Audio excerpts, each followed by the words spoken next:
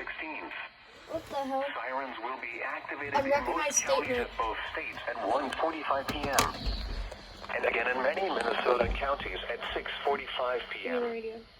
Some counties may also send notices through local systems that are similar to Reverse 911 if people are signed up for those notifications.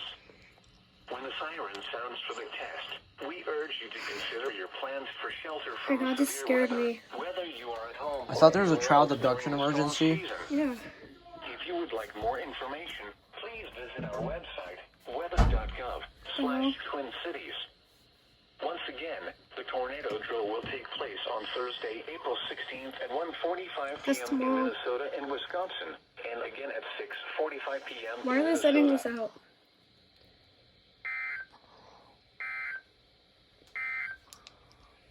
Now the forecast for I know why. It's because they're going to be testing tornado warnings on that NOAA weather radio.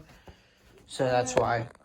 Why'd they have to Alright, so send that's it. That kind It of said that is the unrecognized- weirdest EAS I have ever gotten. Unrecognized statement. Yeah, that is the weirdest EAS I have ever gotten. So yeah, that's it. EAS 13, I believe, or 14. That's it.